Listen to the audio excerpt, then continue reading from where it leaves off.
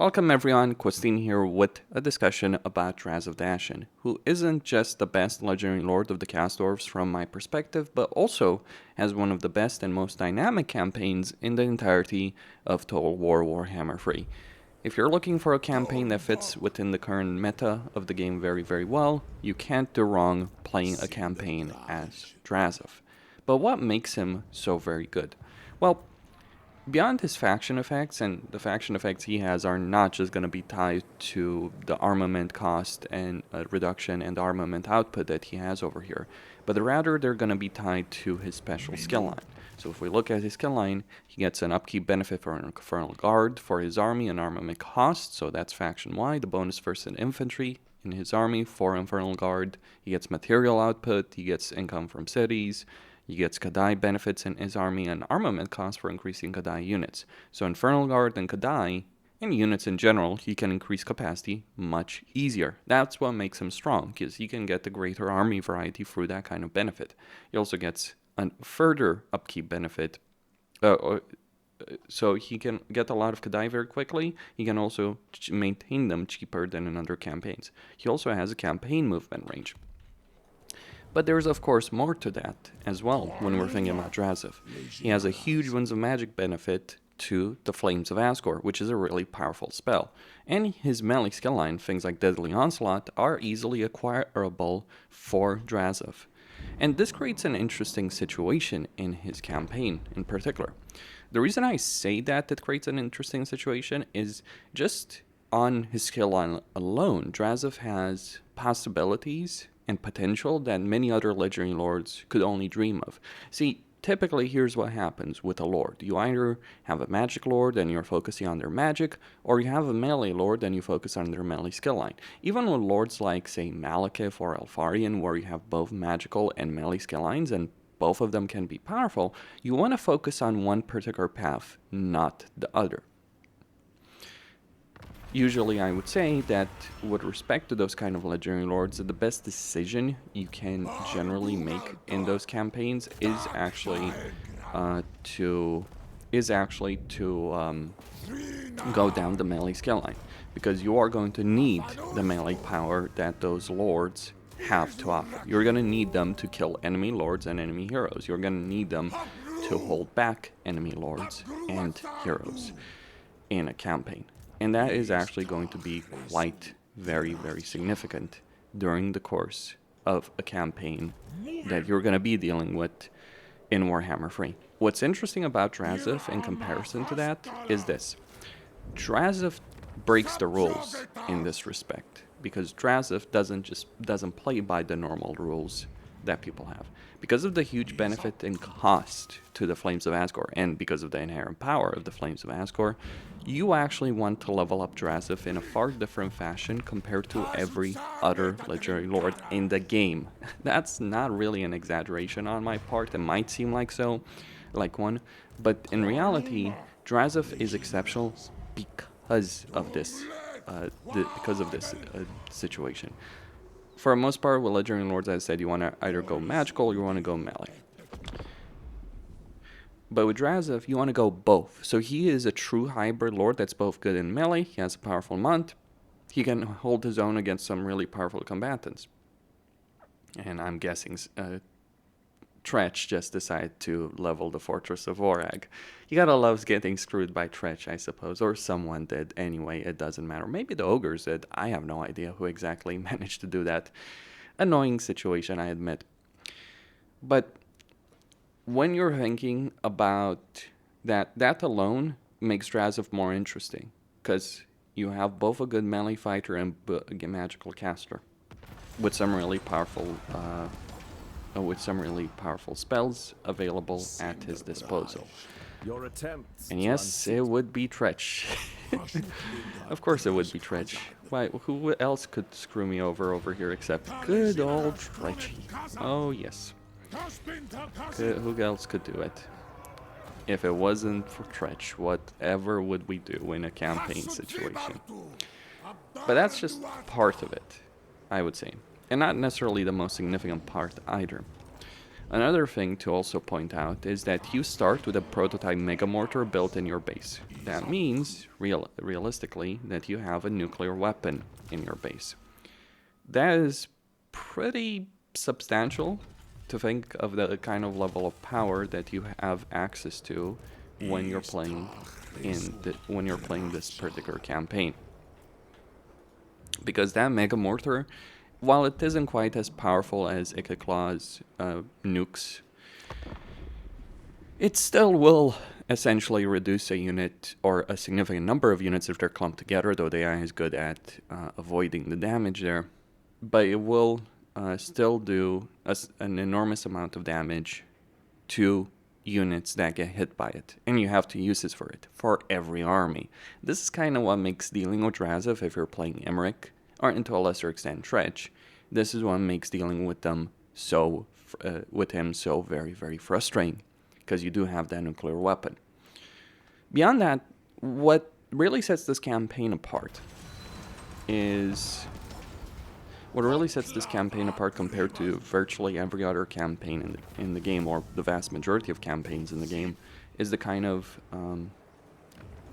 choices and the consequences to those choices that you will choices in a campaign that you will have to make, and the consequences that will come from those decisions that you will have available to you.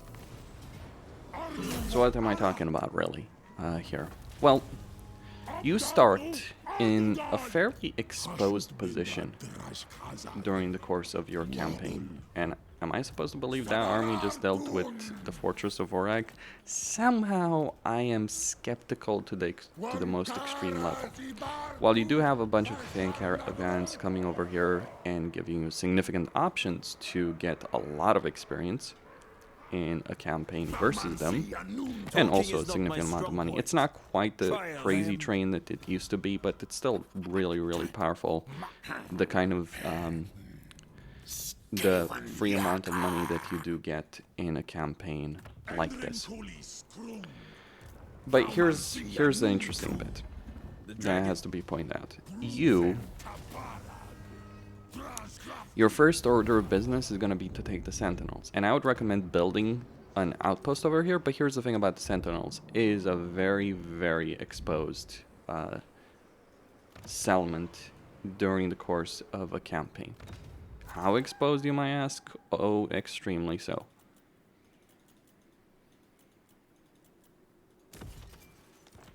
Extremely so in many ways. To the point that you may not be able to hold it from a realistic standpoint. And that's good, because it puts you in a position in a campaign where you really have to consider yourself, where you can't just expand freely without any kind of consequences. You have to worry about this kind of stuff. Hell, right now, I don't know if Tretch is over here in the Fortress of Vorag. I would hopefully assume he's not, but that's just an assumption on my part. Really, I should have wiped out the rodent. So you have Emmerich directly to your south of the Howling Waste, and he hates you. He has a significant amount of aversion towards you. You have Tretch to the north, and Tretch also doesn't like you. No one really likes the Chaos Dwarves. Not the Ogres, not the Skaven, no one. Like, Ogres can get along well with many other races in a campaign. They hate the Chaos Dwarves. When the Ogres hate you, when the Skaven hate you, let alone races like High Elves, Empire, Dwarves, Kislev, Kebie, you know you're a despicable race. And Chaos Dwarves are certainly one of the most despicable races in the game. And that's what I really like about playing them, because, yeah. Oh, yeah. I did assume that was gonna happen. This army is gone, isn't it? Unless I retreat it. Or we can move over here and just, yeah, for the power of magic of Autoresolve, we can put an end to a despicable, filthy rodent. Although first, we're gonna need some conclave influence. You'll see why. And also, I'm gonna potentially... Do I have any unit? Yep, I do have the Kebie. So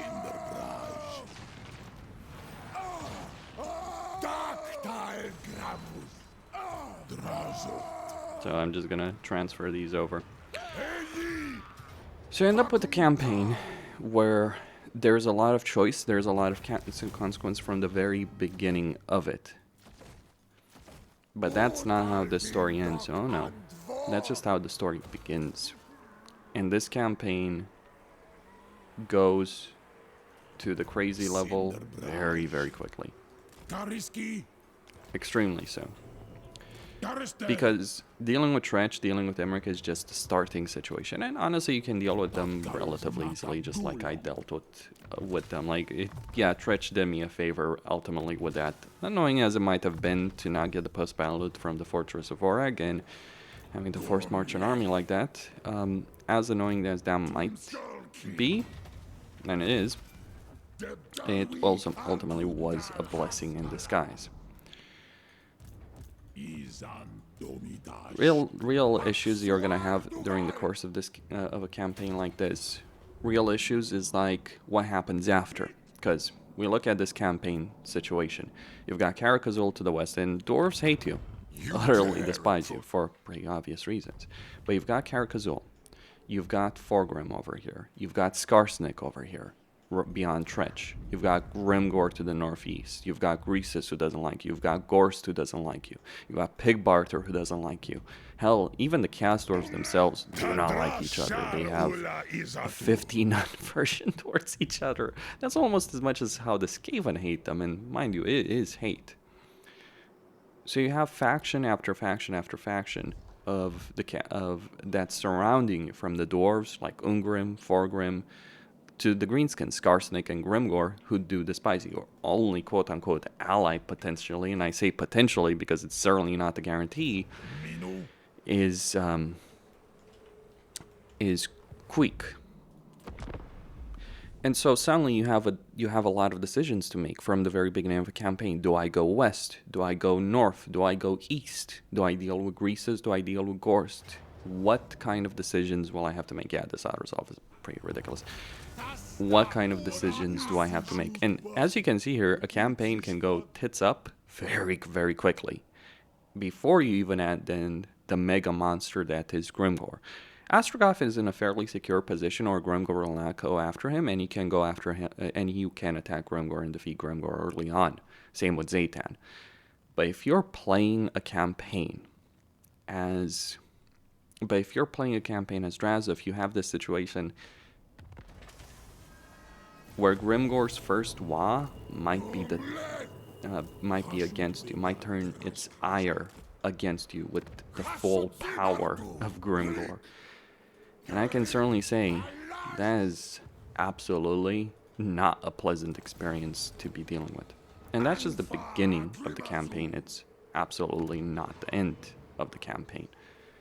Things do tend to get ugly in a campaign like this very, very quickly, very swiftly, if you let them. And that's what makes for a great campaign, because you have decisions to be made. It's not a free ride. It's not a path. Like, you have a lot of resources, you have a significant number of possibilities, but there's also plenty of ways in which this goes belly up very quickly. And that's what I really like about it. This kind of dynamic that you do have to contend with is actually a really great dynamic during the course of a campaign, because it forces you as a player to make a bunch of decisions that you otherwise wouldn't. And that's the great point of this particular campaign that you're dealing with over here.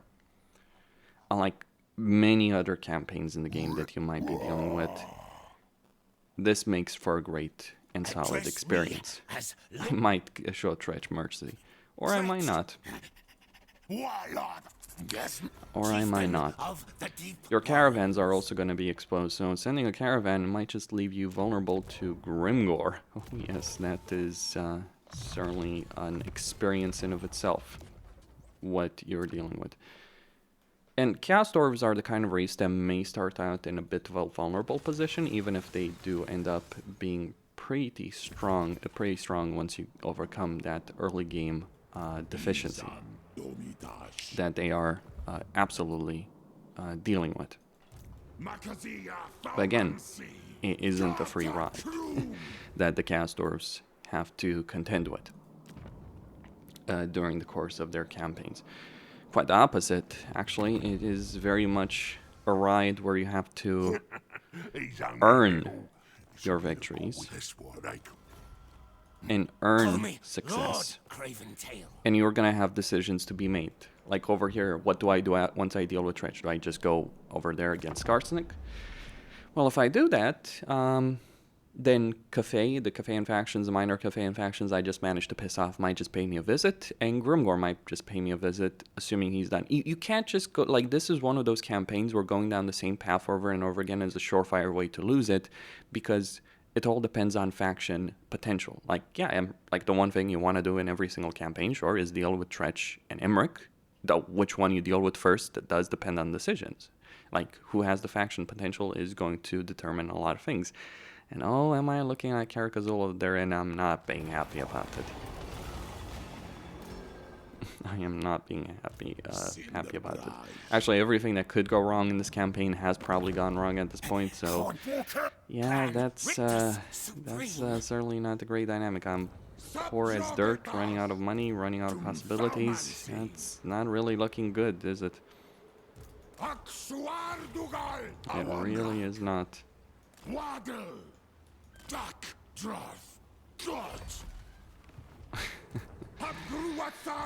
And somehow I have to keep it all together.